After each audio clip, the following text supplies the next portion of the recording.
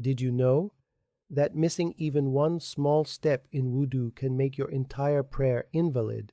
In this video, we'll break down the 6 obligatory parts of wudu, the beautiful sunnahs that perfect it, so that your salah is always valid, accepted, and rewarded by Allah. Assalamu alaikum wa rahmatullahi wa barakatuh. Today, we're diving into one of the most important acts of worship, wudu, ablution. We'll cover the 6 obligatory parts, the sunnahs that complete and beautify it. Let's begin. Part 1. The 6 obligatory parts of wudu. Number 1. Wash the face completely, including the mouth and nose. Allah says, "O you who have believed, when you rise to perform prayer, wash your faces." Because the mouth and nose are part of the face, rinsing them is included. This means moving water around in the mouth, inhaling water into the nose, and expelling it. Number 2. Wash the arms, including the hands, up to and including the elbows. Allah says, "and your forearms to the elbows." Number 3. Wipe the entire head, including the ears. Allah says, "and wipe over your heads." In a hadith narrated by Abdullah ibn Zayd, the Prophet ﷺ wiped his head with both hands from front to back, reaching the nape of the neck, then returned them to the starting point. Agreed upon. Notes: a woman does not have to wipe the full length of her hair. A shaven-headed or bald person wipes from the original hairline to the... Number 4. Wash the feet, up to and including the ankles. Allah says, "and your feet to the ankles."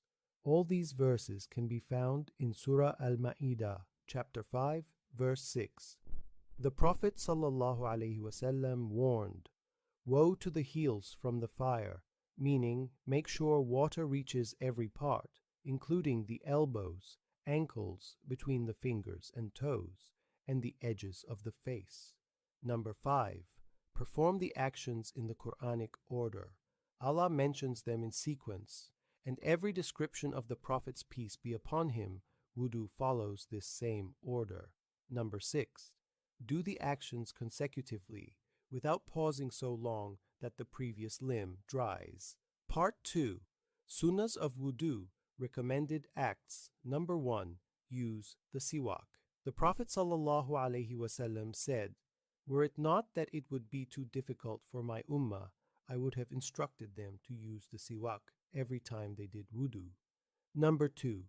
Say Bismillah at the start. The Prophet ﷺ said, "There is no wudu for the one who does not mention the name of Allah when doing it." But we need to know, in case we don't say it, our wudu is valid because it is sunnah. But try our best to say it to make our wudu beautiful. Number 3. Wash the hands 3 times at the beginning. Uthman radiallahu anh described the Prophet's ﷺ wudu, saying, "He called for water, poured it on his hands 3 times and washed them, then put his hand in the vessel agreed upon." Number 4. Be thorough when taking water into the nose, unless you are fasting. Number 5. Run the fingers through a thick beard. Anas radiallahu anh reported that the Prophet ﷺ would take a handful of water and put it under his jaw, running his fingers through his beard. Number 6. Take fresh water to wipe the head. In the hadith of Abdullah ibn Zayd, he wiped his head with fresh water, other than that which was already on his hands. Muslim. Number 7. Rub between the fingers and toes. Ibn Abbas radiallahu anhu reported, "When you do wudu, rub between your fingers and toes." Note: if water won't reach without rubbing, then rubbing becomes obligatory, because what is necessary to complete an obligation becomes obligatory. Number 8. Start with the right before the left. Aisha radiallahu anha said, "The Prophet ﷺ liked to start on the right when putting on his sandals, combing his hair, purifying himself, and in all his affairs agreed upon." Number 9. Washing the face, arms, including the hands and feet 3 times. What is obligatory is to wash them once, and what is preferred is to wash them 3 times. because that is what the Prophet ﷺ did. It is proven that the Prophet ﷺ did wudu, washing each part once and washing each part twice, and it is proven that he washed his face 3 times and his arms, including his hands, twice. And number 10, say the dhikr after wudu.